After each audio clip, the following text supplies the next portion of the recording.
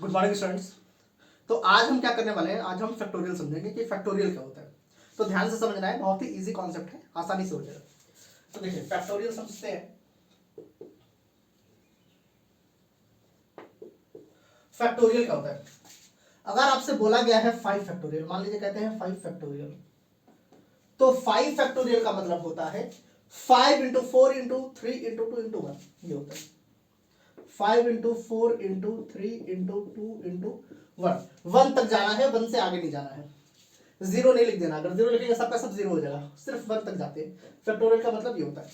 तो अगर 4 फैक्टोरियल बोला जाए तो 4 फैक्टोरियल हो जाएगा 4 इंटू 3 इंटू 2 इंटू 1।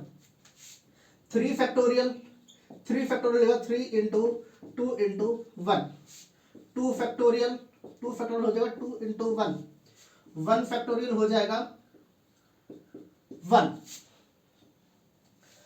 ये हो जाएगा। वैसे 6 फैक्टोरियल बोला जाए तो 6 और ये मल्टीप्लाई हो जाएगा। ठीक है, तो अगर 5 फैक्टोरियल बोले तो 5 फैक्टोरियल इसको मल्टीप्लाई करेंगे तो कितना हो जाएगा 120। 5 4 20, 23 60, 62 120, ये 120 है। मतलब 5 फैक्टोरियल की वैल्यू 120 होती है। अब 4 फैक्टोरियल की बात बोले तो 4 फैक्टोरियल कितना होता है, 5 से इसको डिवाइड करिए, ये होता है 24। क्या होता है 24, देखिए 4 से 12, 20 का 24, ये हो गया। फिर 3 फैक्टोरियल बोले तो 3 फैक्टोरियल होता है आपका 6, 2 फैक्टोरियल होता है आपका 2 और 1 फैक्टोरियल होता है आपका 1। ठीक है, 1 फैक्टोरियल तो समझ में आ गया। कभी कभी आपको ऐसा भी आ जाएगा 0 फैक्टोरियल, तो बहुत लोग कंफ्यूज हो गए, 0 फैक्टोरियल को 0 लिख देंगे। 0 फैक्टोरियल भी आपका 1 होता है, 0 नहीं होता है। 0 फैक्टोरियल की वैल्यू आपकी क्या होती है 1 होती है। अब इसका प्रूफ क्या है, 0 फैक्टोरियल 1 क्यों होता है? तो ध्यान से देखिए, इसके पैटर्न को समझेंगे हम, पैटर्न को समझ रहे हैं। यहां पर हम क्या कर रहे हैं 1 एक कम कर रहे हैं। यहां पर एक तरह से समझिए कि यहां पर -1 कर रहे हैं, 5 फैक्टोरियल से 4 फैक्टोरियल आगे। तो इसमें से हमने क्या किया, इस वाले टर्म को हमने क्या चीज से डिवाइड कर दिया, 5 से डिवाइड कर दिया। इस वाले टर्म को, ये जो भी है, इससे ये कैसे आ रहा है, यहां से हम नीचे अगर आ रहे हैं नीचे की तरफ, तो यहां पर एक कम किया है, 5 से 4 फैक्टोरियल हो गया। और यहां से यहां कैसे आ गए, यहां से हमने 5 को रिमूव किया है। अब 5 यहां पर मल्टीप्लाई हो रहा है, तो 5 से जब हम डिवाइड करेंगे तभी तो 4 3 2 1 आएगा यहां पर। मतलब कि यहां पर हम -1 कर रहे हैं तो इधर 5 से डिवाइड किया। फिर यहां पर हम क्या कर रहे हैं -1 कर रहे हैं, अब यहां पर हम क्या कर रहे हैं 4 से डिवाइड कर रहे हैं। हमें यहां पर 4 नहीं चाहिए, मतलब पहले 5 से डिवाइड किया फिर 4 से डिवाइड किया। फिर यहां पर -1 कर रहे हैं, तो हम अब यहां पर क्या करेंगे 5 4 और इसको 3 से डिवाइड कर देंगे। अब 3 से डिवाइड करेंगे तो 3 और 3 कट जाएगा, 2 इंटू 1 आ जाएगा। देखिए पैटर्न फॉलो कर रहा है। -1 यहां पर हम इसको 2 से डिवाइड करेंगे, 2 से डिवाइड करेंगे 2 और 2 कट जाएगा, यहां पर 1 आ जाएगा, बिल्कुल सही। अब 1 में से यहां पर फिर -1 करेंगे तो 1 -1 0, यहां पर 0 हो जाएगा और ये हो जाएगा 0 फैक्टोरियल। अब यहां पर था 5 4 3 2, अब इसको किससे डिवाइड करना पड़ेगा 1 से डिवाइड करना पड़ेगा। 2 के बाद 1 ही तो आएगा, तो अगर 1 को हम 1 से डिवाइड करते हैं तो 1 ही तो आएगा। इसलिए आपका 0 फैक्टोरियल क्या है, यहां पर 0 फैक्टोरियल भी 1 होता है। तो इस पैटर्न को ध्यान रखना है। इस पैटर्न के थ्रू हम पता करते हैं कि 1 फैक्टोरियल जो होगा वो 1 होगा, और 0 फैक्टोरियल भी क्या होगा 0 फैक्टोरियल भी 1 होता है। ठीक है, तो ये तो समझ में आ गया। अब कुछ फैक्टोरियल के ऊपर क्वेश्चंस करेंगे हम। इस चीज को ध्यान से रखना है कि 5 फैक्टोरियल का मतलब होता है 5 से लेकर 1 तक को मल्टीप्लाई करना है, जितने भी नेचुरल नंबर्स है। 4 फैक्टोरियल में 4 3 2 1 ऐसे करना है। अगर 7 फैक्टोरियल दे देगा तो 7 into 6 into 5 into 4 into 3 into 2 into 1, ये करना है सिर्फ। अब इस पे कुछ क्वेश्चन देखते हैं कि क्वेश्चन आते कैसे।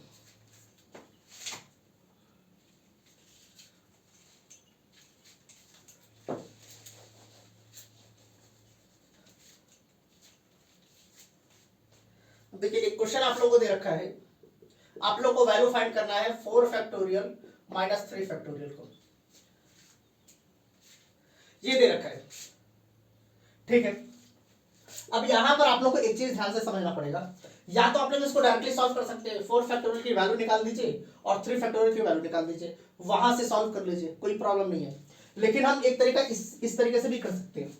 अगर 4 फैक्टोरियल दे रखा है तो 4 फैक्टोरियल का मतलब होता है 4 इंटू 3 इंटू 2 इंटू 1, ये होता है। ठीक है, अब अगर इस वाले पार्ट को देखें तो ये क्या है, ये वाला पार्ट क्या है, 3 फैक्टोरियल तो है, ऐसा तो हम लिख ही सकते हैं 4 इंटू 3 इंटू 2 इंटू 1, ऐसे हम लिख सकते हैं। और 3 इंटू 2 इंटू 1 क्या है, 3 फैक्टोरियल। इसका मतलब 4 फैक्टोरियल को हम इस तरीके से लिख सकते हैं, 4 इंटू 3 फैक्टोरियल हम लिख सकते हैं। तो हम यहां पर लिख देंगे 4 इंटू 3 फैक्टोरियल माइनस 3 फैक्टोरियल। अब 3 फैक्टोरियल क्या है, कॉमन है, 3 फैक्टोरियल कॉमन निकाला, तो 3 फैक्टोरियल निकाला तो यहां पर क्या बच गया 4, और यहां पर क्या बच गया 1। ये हो जाएगा 3 फैक्टोरियल इंटू 3, और 3 फैक्टोरियल की वैल्यू कितनी होती है, 6 होती है, क्योंकि 3 इंटू 2 इंटू 1 कितना हो जाएगा 6, 6 इंटू 3 इज 18, आपका 18 आंसर हो जाएगा।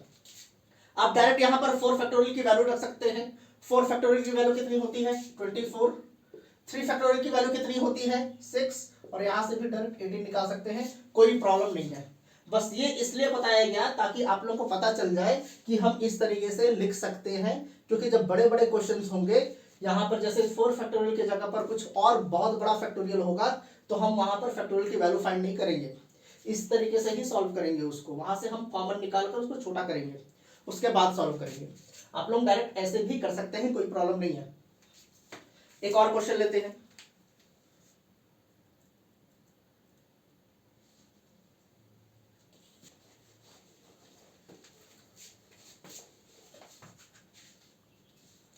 अच्छा, एक क्वेश्चन दे रखा है, is 4 factorial plus 3 factorial is equal to 7 factorial. 4 factorial plus 3 factorial क्या 7 फैक्टोरियल के बराबर है, बिल्कुल नहीं है। हम फैक्टोरियल्स को डायरेक्ट ऐड नहीं कर सकते, ऐसे नहीं कर सकते 4 प्लस 3 इक्वल टू 7, ऐसे नहीं कर सकते। क्यों नहीं कर सकते, अभी हमने सॉल्व किया कि 4 फैक्टोरियल 3 फैक्टोरियल, इसको अगर हम करते हैं तो 4 फैक्टोरियल की वैल्यू क्या हो जाएगी, यहां पर अगर हम लेफ्ट हैंड साइड ले लें, लेफ्ट हैंड साइड, तो 4 फैक्टोरियल की वैल्यू होती है 24, प्लस 3 फैक्टोरियल की वैल्यू कितनी होती है 6। ठीक है, अब यहां पर राइट हैंड साइड ले लें, राइट हैंड साइड, तो 7 फैक्टोरियल तो कुछ और हो जाएगा ना, 7 इंटू 6 इंटू 5 इंटू, ये हो जाएगा, और ये कितना है 30, और ये कभी भी आप सॉल्व करेंगे 30 के बराबर तो आ नहीं सकता, 6 5 30, यहां पर 30 यहीं पर हो गया, तो ये तो बहुत बड़ा वैल्यू आने वाला है, तो ये कभी भी बराबर नहीं होता, इतना ध्यान रखिएगा कि ये बराबर नहीं होता। आप ध्यान रखिए, no 4 factorial plus 3 factorial doesn't equal to 7 factorial, यहां पर लिख देंगे हियर 4 फैक्टोरियल प्लस 3 फैक्टोरियल जो होगा 7 फैक्टोरियल के बराबर नहीं होगा, हम इसको डायरेक्ट ऐड नहीं कर सकते हैं। डायरेक्ट इसी तरीके से हम सब्ट्रैक्ट भी नहीं कर सकते हैं, डायरेक्ट डिवाइड भी नहीं कर सकते हैं। डिवाइड और सब्ट्रैक्शन पे भी एक क्वेश्चन कर लेते हैं।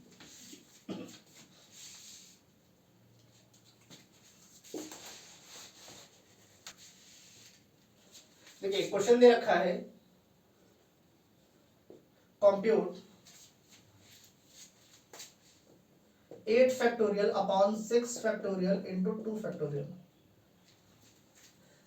ठीक है, अब इसको क्या कर सकते हैं, हम डायरेक्ट मल्टीप्लाई नहीं कर सकते, डायरेक्ट मल्टीप्लाई कर दीजिएगा गलत हो जाएगा तुरंत।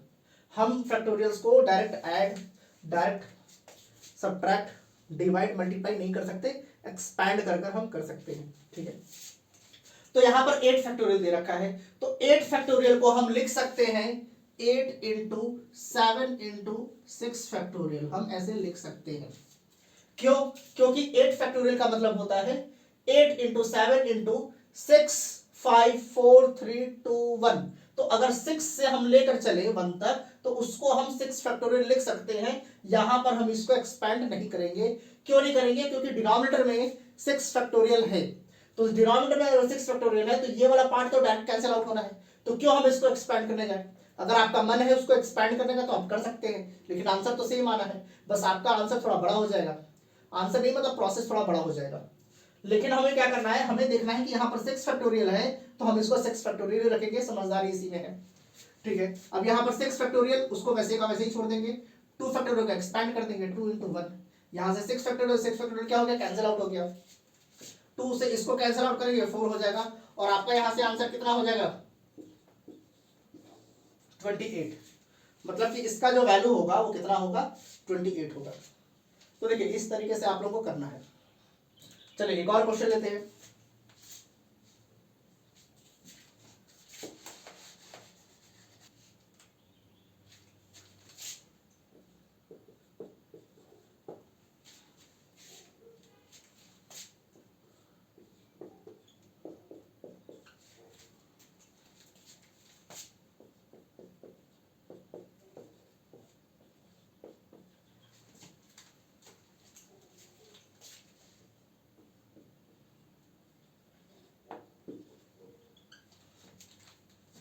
ये क्वेश्चन आप लोगों को दे रखा है, क्या बोला है कि 1/6 फैक्टोरियल प्लस 1/7 फैक्टोरियल जो है वो x/8 फैक्टोरियल के बराबर है। तो x की वैल्यू क्या होनी चाहिए आपसे बोला है, पता कर लेते हैं। ठीक है, तो यहां पर चलिए सॉल्यूशन कर लेते हैं। इसको लिख लेते हैं सबसे पहले, या फिर ध्यान से समझिए। जब हम एलसीएम निकालते हैं, देखिए 6 फैक्टोरियल और 7 फैक्टोरियल का एलसीएम क्या होगा, 7 फैक्टोरियल होगा। क्यों 7 फैक्टोरियल होगा, ध्यान से देखिए। 6 फैक्टोरियल का मतलब क्या है, 6 into 5 into 4 into 3 into 2 into 1, यही है। और 7 फैक्टोरियल का मतलब है 7 इंटू 6 इंटू 5 4 3 2 1, ये है। अब ये पूरा का पूरा 6 फैक्टोरियल तो यहां पर आ ही रहा है ना। 7 फैक्टर, अच्छा इसको अगर हम हटाएं तो ध्यान से देखिए, 7 फैक्टोरियल को तो हम ऐसे भी लिख सकते हैं, या फिर यहां लिख देते हैं 1/6 फैक्टोरियल प्लस 1/7 फैक्टोरियल को हम लिख सकते हैं 7 इंटू 6 फैक्टोरियल, ऐसा तो लिख ही सकते हैं, बिल्कुल लिख सकते हैं। अच्छा ये जो फैक्टोरियल का साइन है, अगर 8 फैक्टोरियल लिखा गया है तो 8 फैक्टोरियल हम ऐसे भी लिख सकते हैं, और बहुत सारी किताबों में ऐसे भी लिखता है। दोनों का, इसका भी मतलब 8 फैक्टोरियल है और इसका भी मतलब 8 फैक्टोरियल है, तो आप लोगों को कंफ्यूज नहीं होना है, बहुत जगह पर ऐसे भी देगा। तो ये भी क्या है, 8 फैक्टोरियल है। ठीक है, अब 7 फैक्टोरियल को हम 7 इंटू 6 फैक्टोरियल लिख सकते हैं। अब 6 फैक्टोरियल कॉमन है, तो 6 फैक्टोरियल तो यहां पर आएगा ही आएगा एलसीएम में, और यहां पर एक्स्ट्रा क्या है 7, तो यहां पर 7 आ जाएगा, ये आपका एलसीएम होगा। कैसे, इसको हम कैसे करते हैं, जैसे कि अगर दे रखा है 1/2 प्लस 1/6, ये दे रखा है, तो हम देखते हैं कि सबसे बड़ा वाला डिनोमिनेटर में बड़ा वैल्यू कौन सा है, 6 है बड़ा वैल्यू। 2 के टेबल में 6 आता है, बिल्कुल आता है, तो 6 यहां पर क्या हो जाता है, एलसीएम हो जाता है, 6 एलसीएम हो जाएगा। वैसे यहां पर क्या होगा, 6 फैक्टोरियल्स, क्या 7 इंटू 6 फैक्टोरियल इससे डिवाइड होगा, बिल्कुल होगा। वैसे ही 6 2 से डिवाइड हो रहा था, बिल्कुल हो रहा था, 6 2 से डिवाइड होगा, तो 6 क्या हो जाएगा, एलसीएम हो जाएगा।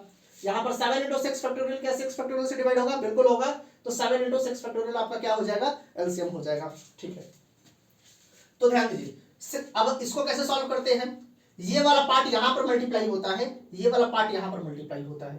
वैसे तो हम डायरेक्ट कर देते हैं, लेकिन हमने क्या किया है, यहां पर हमने एलसीएम ले लिया है, तो 6 फैक्टोरियल से हम इसको डिवाइड करेंगे। अब इसको अगर हम 6 फैक्टोरियल से डिवाइड करते हैं, तो 6 फैक्टोरियल और 6 फैक्टोरियल क्या होगा, कैंसिल आउट हो जाएगा, और क्या बच जाएगा 7। तो 7 किससे मल्टीप्लाई होता है, 1 से मल्टीप्लाई होता है। इसी तरीके से तो करते हैं। अगर यहां पर 6 है तो 2 का टेबल पढ़ेंगे हम, जब तक 6 ना आए तो रुकेंगे नहीं। तो 2 3 जा 6 होता है, तो 3 आया, और 3 जो आया उसको हम न्यूमरेटर से मल्टीप्लाई करते हैं। वैसे ही यहां पर 6 फैक्टोरियल का हम टेबल पढ़ेंगे, तो 6 इंटू 6 फैक्टोरियल जो होगा, देखिए टेबल तो हर चीज का होता है, 6 फैक्टोरियल का भी टेबल होता है। 6 फैक्टोरियल 1 जा 6 फैक्टोरियल, 6 फैक्टोरियल इंटू 2 2 जा 2 इंटू 6 फैक्टोरियल, 6 फैक्टोरियल 3 जा 3 इंटू 6 फैक्टोरियल, ऐसे करके वो तो पूरा का पूरा टेबल होता है। लेकिन वहां पर कंसंट्रेट नहीं करना है, यहां पर देखना है कि इसको हमें क्या करना है, 6 फैक्टोरियल से डिवाइड करना है।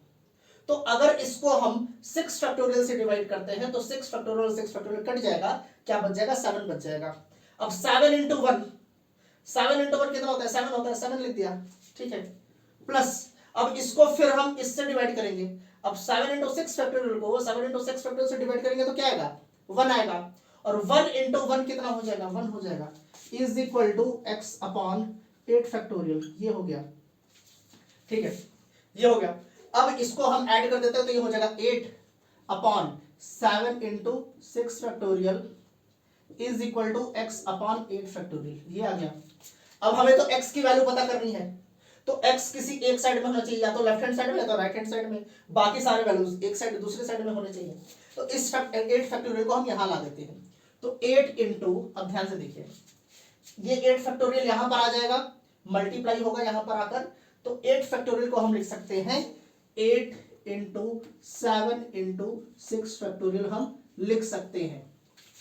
ये पूरा का पूरा क्या है, 8 फैक्टोरियल ही तो है, यही वाला 8 फैक्टोरियल हमने यहाँ पर लिखा है। और डिनोमिनेटर में क्या है, 7 into 6 factorial, 7 into 6 factorial is equal to, यहाँ पर क्या बच गया आपका, x बच गया, ये हो गया। अब यहाँ से ये वाला पार्ट और ये वाला पार्ट क्या होगा, कैंसिल आउट हो जाएगा। और 8 इंटू 8 कितना होता है, 64। तो यहाँ से x की वैल्यू जो हो जाएगी वो हो जाएगी 64। ये आपका आंसर निकल कर आ गया, x की वैल्यू निकल कर आ गई। तो देखिए कैसे हमने ध्यान से इसको देखकर करना है। अगर कभी भी आपको एलसीएम बोलेगा, जैसे आपको बोल दिया 1/5 फैक्टोरियल प्लस 1/8 फैक्टोरियल, तो सीधी सी बात है 8 फैक्टोरियल के अंदर 5 फैक्टोरियल है ही है, तो एलसीएम यहाँ पर क्या होगा, 8 फैक्टोरियल होगा। कभी भी फैक्टोरियल देगा तो जो बड़ा वाला फैक्टोरियल होता है वही आपका एलसीएम होता है। तो आप यहाँ पर उसी को लिख सकते हैं, वैसे ही हमने यहाँ पर किया था। तो आपका आंसर कितना आ गया, 64। देखिए कितना आसानी से हो गया। फैक्टोरियल बहुत ही आसान कॉन्सेप्ट है, बहुत ही इजी कॉन्सेप्ट, एक बार समझेंगे समझ में आ जाएगा। और इसको समझना जरूरी है, क्योंकि जब हम परमुटेशंस एंड कॉम्बिनेशंस के क्वेश्चंस करेंगे प्रॉपर फॉर्मूले से, तो वहां पर आपको हर जगह फैक्टोरियल मिलेगा। इसलिए फैक्टोरियल आपको बहुत अच्छे तरीके से आना चाहिए, ठीक है।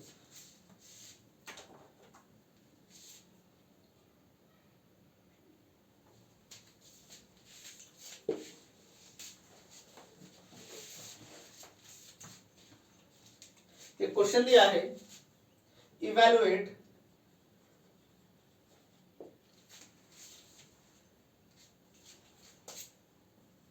n factorial upon n minus r factorial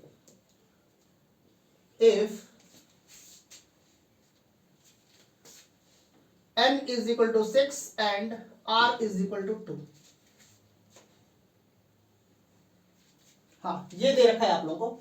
आप लोगों को बोला है कि n factorial upon n minus r factorial का वैल्यू बताइए। अगर n की वैल्यू 6 है और r की वैल्यू क्या है, 2 है, ठीक है, कर देते हैं सॉल्व। अगर n की वैल्यू 6 है तो न्यूमरेटर में क्या हो जाएगा, 6 फैक्टोरियल अपॉन, अब n की वैल्यू यहां पर क्या है, 6, और r की वैल्यू क्या है, 2, तो यहां पर हो जाएगा 2 और यहां पर हो जाएगा फैक्टोरियल। अब इसको सॉल्व करते हैं तो ये हो जाएगा 6 फैक्टोरियल अपॉन 4 फैक्टोरियल, ये हो जाएगा, ठीक है। अब न्यूमरेटर को एक्सपैंड करेंगे। देखिए जो बड़ा फैक्टोरियल होता है उसी को हम एक्सपैंड करते हैं, क्योंकि इसको एक्सपैंड करने का कोई फायदा ही नहीं है।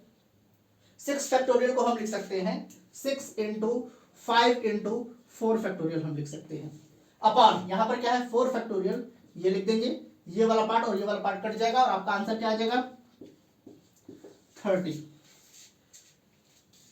मतलब कि n factorial upon n minus r factorial की वैल्यू कितनी हो जाएगी, 30 होगी, अगर x की वैल्यू 6 है और r की वैल्यू 2 है। तो फैक्टोरियल में देखिए ज्यादा कुछ है नहीं, सिर्फ यही सब चीजें हैं। थोड़ा सा आप लोगों को बुक खोलना है, अलग अलग टाइप के क्वेश्चंस कर लेने हैं, बहुत ही आसान है, आप लोगों को बहुत आसानी से समझ में आ जाएगा। तो फैक्टोरियल्स को हम इतना ही करेंगे, बाकी नेक्स्ट क्लास में जब हम जो करने वाले हैं वो हम डायरेक्ट परमुटेशंस करेंगे हम डायरेक्टली। इसके पहले हमने परमुटेशंस का बेसिक स्टेप समझा था कि बेसिक चीजें कैसी होती थी, वो हम स्पेस ड्रॉ करके करते थे। लेकिन हम नेक्स्ट क्लास में अब क्या करेंगे, डायरेक्ट फॉर्मूला से करेंगे। सबसे पहले ये समझेंगे कि वो फॉर्मूला आया कहां से, उसके बाद डायरेक्ट फॉर्मूला से ही क्वेश्चंस करेंगे। चलिए आज के लिए बाय बाय।